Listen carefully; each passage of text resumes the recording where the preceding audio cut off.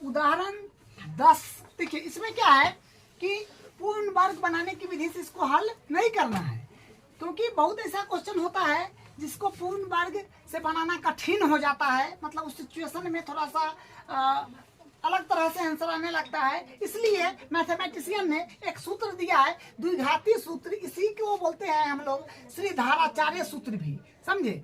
तो उससे हम लोग हल करेंगे द्विघाती सूत्र से। द्विघात समीकरण को हल करने का द्विघाती सूत्र होता है जो हम यहाँ पर लिखे हैं। द्विघात समीकरण का व्यापक रूप क्या होता है? X square plus b x plus c बराबर 0 के मूल, मतलब x square plus b x plus c बराबर 0 के रूप का होता है अपना क्या? द्विघात समीकरण का मानक रूप। तो इसका मूल हम लोग निकालेंगे तो फार्मूला होगा अपने पास माइनस का b plus minus root under b square minus 4ac बट्टा 2a। लेकिन ये फार्मूला कब वैलिड होगा?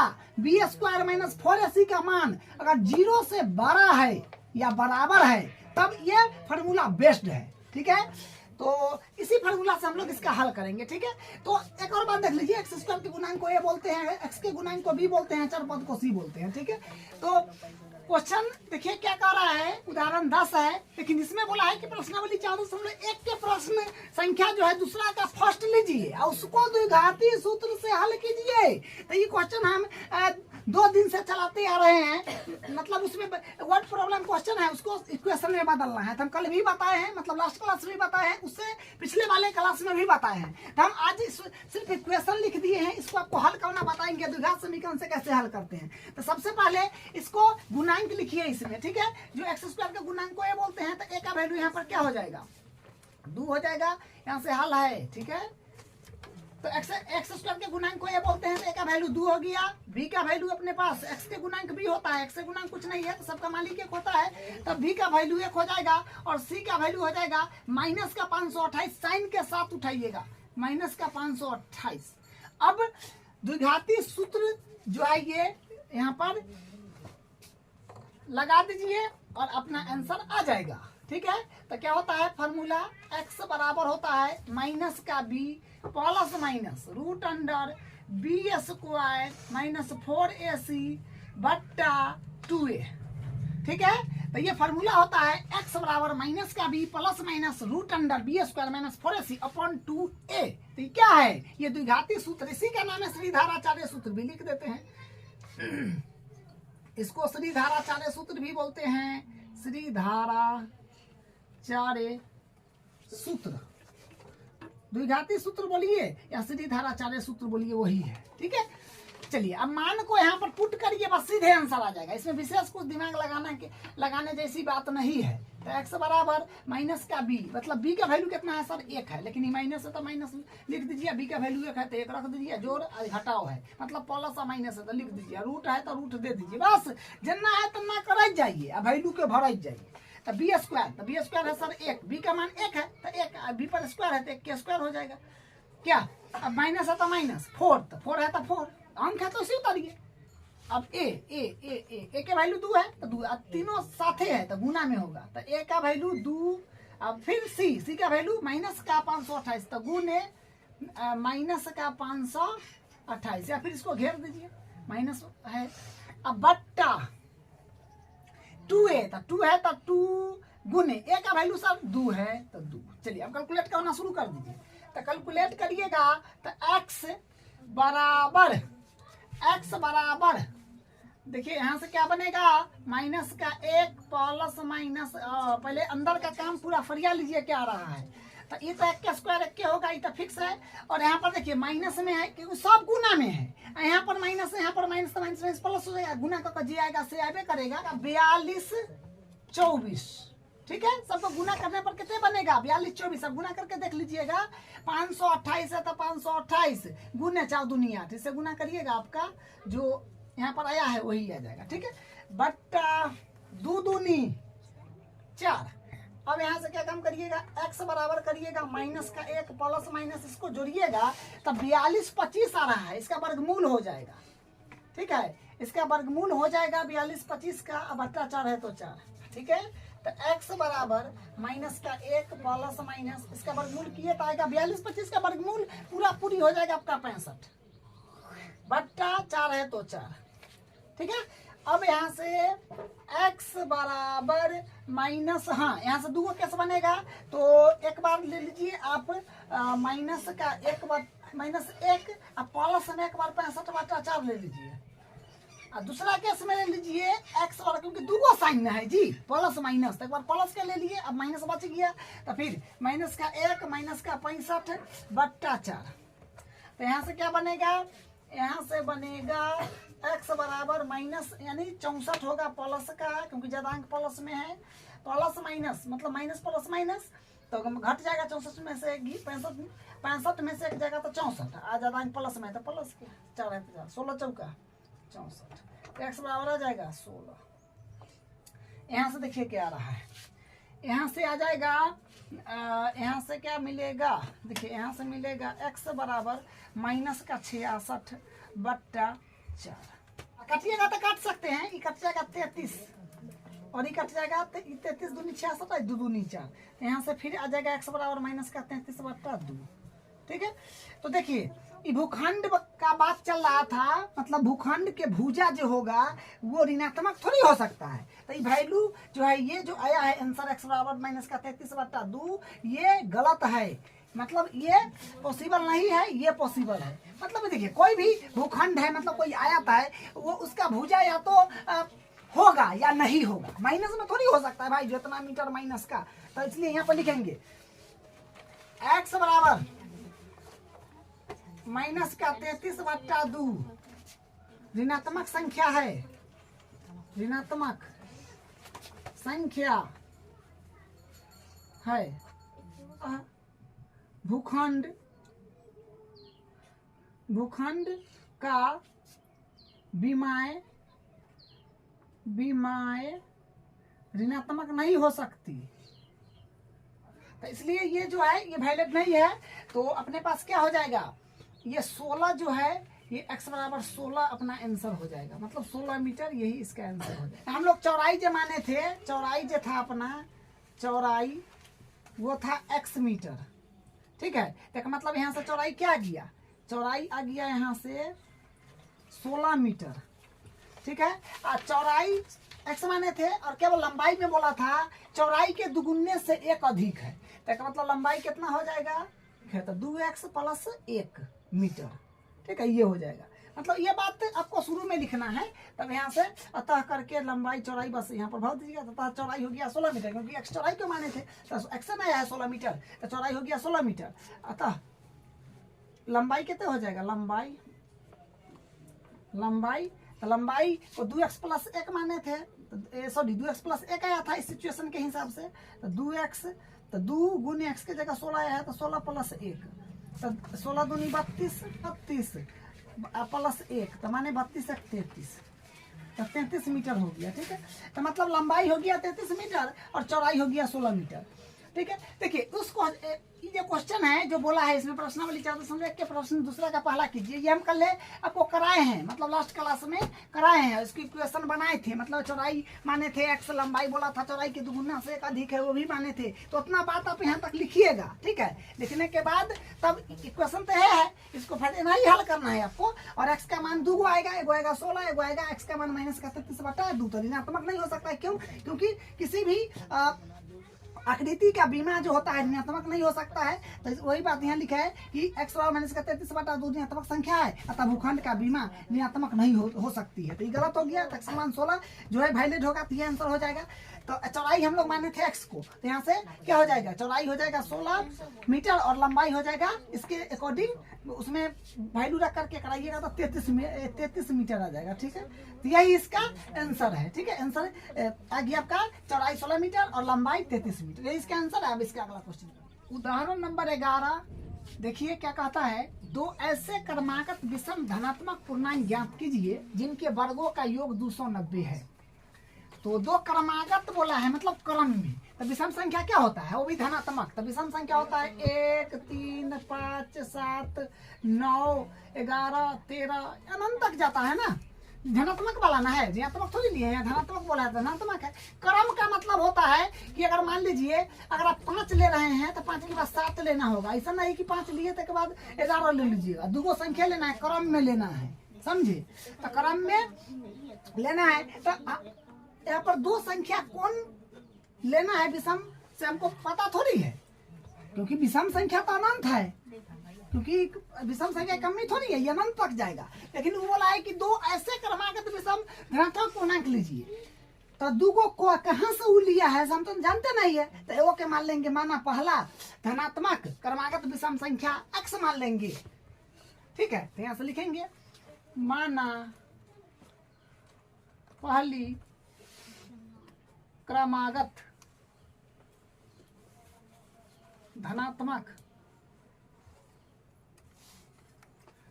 विषम पूर्णांक x है, ठीक है।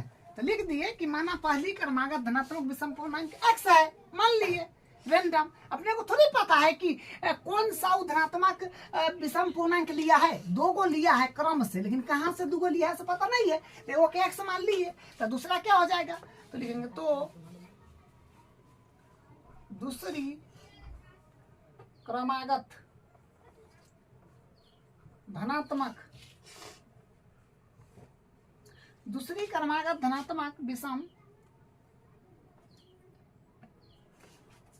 विषम पूर्णांक क्या हो जाएगा, दूसरी क्रमागत धनात्मक विषम पूर्णांक क्या होगा। अगर मान लीजिए कि हम पहली संख्या मान लीजिए यूं ही कि अगर पहली मान लेते कि मान लीजिए 11 है, तो दूसरा क्या होता, तो कहते सब 13 होता। अरे भाई 13 कैसे हो रहा है, इसमें हम 2 जोड़ रहे हैं तब ना हो रहा है 13। तो इसी यहाँ पर हम पहली x माने हैं, तो इसमें भी तो 2 जोड़ दीजिए, तो x + 2 हो जाएगा, ठीक है। तो ये बात तो होगी। अब देखिए आगे क्या बोला है, जिनके वर्गों का योग। अच्छा, प्रश्न में क्या कह रहा है, ये बात प्रश्न में बोला गया है कि वर्गों का योग, योगे ना है वर्गों, हाँ वर्गों का योग जो है 290 है, वर्गों का योग बराबर 290। तो बस तो इसी का ना वर्ग करेगा जी, x का और x + 2 का। तो कर दीजिए, x का वर्ग करिएगा तो x², योग बोला है तो बीच में जोड़ का चिन्ह दीजिए, और फिर ये x + 2 का फिर वर्ग, इस सब किसके बराबर है, तो 290 के, ठीक है। वही ना बोला था कि ऐसे दो ऐसे क्रमागत धनात्मक विषम पूर्णांक ज्ञात कीजिए। मतलब दो क्रमागत विषम पूर्णांक मान लिए है जिनके वर्गों, तो इन दोनों के वर्ग करके योग कर दिए, किसके बराबर है 290 के, तो बराबर 290, ठीक है। अब इसको कैलकुलेट करना है, बेसिक कैलकुलेशन यहाँ से करना है। तो x² है तो x² प्लस x + 2 का होल स्क्वायर करिएगा तो a + b के होल स्क्वायर पर तोड़िएगा तो हो जाएगा x² + 2ab प्लस, मतलब मल्टीप्लाई, 1 मिनट देखिए आपको फार्मूला लिख देते हैं। a + b का होल स्क्वायर का क्या होता है, a² + 2ab + b², ये फार्मूला होता है, ठीक है। इस पर बैठे ये का मान हो गया और ये आपका जो है ये b का मान हो गया। यहाँ पर लिखना नहीं है आपको, हम समझाने के लिए लिख रहे हैं। ये का मान ये b का मान, तो क्या का फार्मूला का था, a², यह a है, ठीक है, a², तो a का वैल्यू x, तो x के स्क्वायर कर दिए, प्लस 2 है तो 2 गुने, साथ में है तो गुना, a का वैल्यू x गुने b का वैल्यू 2, बस प्लस है तो प्लस b² b का मान 2, स्क्वायर है तो स्क्वायर, अब जो है बराबर में रिपीट। बस इसको थोड़ा सा फार्मूला लिख करके तोड़ ताड़ के बता दिए हैं, ठीक है। अब यहाँ से क्या होएगा, x² और x² तो 2 बार है ना, तो 2x² कर दीजिए डायरेक्ट, x² एक बार, x² एक बार, तो 2 बार x² प्लस है तो प्लस 2 दूनी 4, x है तो 4x हो जाएगा, और प्लस 2 के स्क्वायर 4 हो जाएगा, बराबर में 290, ठीक है। अब इसमें क्या काम करिएगा, अब देखिए इसको भी बराबर किसी तरफ ले लीजिए, तो मानक रूप में करना बहुत जरूरी है, समझे। प्लस 4x, देखिए ना मानक रूप में क्या है, बराबर में 0 है कि नहीं, द्विघात समीकरण इस रूप में होना चाहिए, x² + bx + c बराबर 0, तो बराबर में 0 कहाँ है सर, नहीं है, इसको उस तरफ करनी है। प्लस 4 है तो ये dt, इसको इस तरफ लीजिएगा, प्लस में है माइनस में, बराबर 0 अब हो गया। यहाँ पर थोड़ा घटा लीजिए, तो 2x² प्लस 4x, और यहाँ पर घटाने पर क्या बनेगा, 290 में से 4 घटाइएगा तो 286 बचेगा। क्या 286 माइनस का ज्यादा माइनस में बराबर 0। बस यही है। अब आपको द्विघाती सूत्र से बनाना है, समझे, द्विघात सूत्र से। ऐसे तो आप फैक्टर सोच करके बना सकते हैं, उसके लिए कोई दिक्कत नहीं, लेकिन अभी हम लोग द्विघात समीकरण का सूत्र जो क्या होता है, मतलब सीधाराचार्य सूत्र वो सीखे हैं तो उस पर बनाते हैं। अपना उससे बनाने से क्या होगा कि अपना सूत्र पर मान बैठाना आ जाएगा, और अपना क्या होगा, ये भी मेथड फ्रेश समझ में आ जाएगा। तो हम यहाँ से क्या करेंगे, गुणांक पहले लिखिए। a का वैल्यू 2 है, एक्स स्क्वायर का गुणांक ये बोलते हैं, और b जो होता है x का गुणांक होता है, जो b बराबर 4 हो जाएगा, और c अचर पद जो है अपना माइनस का 286। बस फॉर्मूला यहाँ पर लिखा हुआ है, मान बैठा दीजिए। तो x बराबर माइनस का b plus minus root under b square minus 4ac upon 2a, ये फॉर्मूला होता है। तब यहाँ से वैल्यू को पुट करिए। तो x बराबर माइनस का b, मतलब b का वैल्यू 4 है तो 4, यहाँ पर माइनस है तो ई माइनस है डी टीज, प्लस माइनस है डी टीज, रूट अंडर b का वैल्यू 4, 4 स्क्वायर है तो स्क्वायर, माइनस 4 है तो 4, गुने a का वैल्यू 2, a का वैल्यू 2 गुने c का वैल्यू माइनस का 286, तो कोष्ट में लिख दीजिए 286 अपॉन 2a, तो 2 है तो 2, a का वैल्यू 2 है तो 2। तो यहाँ से क्या होएगा, x बराबर, अब कैलकुलेट जे बचा पार्ट उसको कैलकुलेट करिए, ठीक है, कैलकुलेशन करिए, बस आपका फाइनल आंसर आने वाला है। तो यहाँ से होगा 4 का स्क्वायर तो 16 होता है, और माइनस माइनस तो प्लस होगा, इतना तो समझ में आ गया क्योंकि सब मल्टीप्लाई में तो माइनस प्लस होगा। और यहाँ से हो जाएगा 4 दूनी 8, 8 में 286 से करिएगा तो आएगा 6 48 के 8 हासिल 4 88 64 4 68 6 8 दूनी 16 16 6 22, माने 2288 आ रहा है, 2288 बट्टा 2 दूनी 4, ठीक है। अब यहाँ से क्या आएगा, x बराबर माइनस का 4 प्लस माइनस इसको जोड़िए तो यहाँ पर क्या बनेगा, 4 8 8 14 और 8 1 9 1 10 के 0 और 2 1 3 2, मतलब 23 0 4, इसका वर्गमूल हो जाएगा पूरा पूरी करिए बट्टा 4, हाँ इसका वर्गमूल करिएगा तो 48 आ जाएगा। तो यहाँ से हो जाएगा x बराबर माइनस का 4 प्लस माइनस 48 बट्टा 4। वो काम आप कर सकते हैं, x बराबर इनमें से 4 कॉमन ले सकते हैं, माइनस का 1 प्लस माइनस 12 चौक 48 बट्टा 4, क्योंकि ऊपर से 4 कॉमन लिए, ठीक है। तो 4 का 4 तो माइनस 1 प्लस माइनस आईडी 12 चौक 48, 4 से 4 काट लीजिए, यहाँ से x बराबर आएगा माइनस का 1 प्लस माइनस 12। तो दूसरा केस बनेगा ना, केस फर्स्ट में देखिए क्या बनेगा और केस सेकेंड में देखिए क्या बनेगा।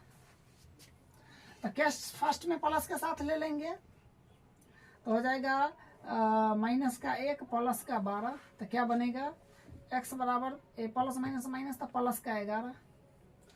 फिर यहाँ से देखिए केस सेकेंड में मैं भी प्लस का लिए थे, अब माइनस का, तो x बराबर माइनस का 1 और माइनस का 12, तो x बराबर आ जाएगा माइनस का 13, माइनस प्लस तो माइनस का 13, तो x बराबर माइनस का 13 और x बराबर 11। तो आप यहाँ से क्या समझे, यहाँ से ये बात समझ में आया कि ये वैल्यू तो होगा नहीं, क्योंकि ये बोला था ना क्रमागत विषम धनात्मक पूर्णांक लेना है, तो धनात्मक पूर्णांक नहीं है। लिखिएगा x बराबर माइनस का 13 अमान्य है, अमान्य है या असंभव है, असंभव चाहे अमान्य है, क्योंकि x बराबर माइनस का 13 धनात्मक विषम पूर्णांक नहीं है, ठीक है। तो ये समझ गए, नहीं होगा ये होगा, तो इस पर सबको आप बता दीजिए दोनों क्या होगा। तो x बराबर 11 हम लोग x किसको माने थे, पहली धनात्मक विषम पूर्णांक को, तो लिखेंगे अतः पहली धनात्मक विषम पूर्णांक। पहली धनात्मक विषम पूर्णांक हो जाएगा 11, क्योंकि x माने थे वो x के वैल्यू 11 आया है, तो 11 है। तथा दूसरी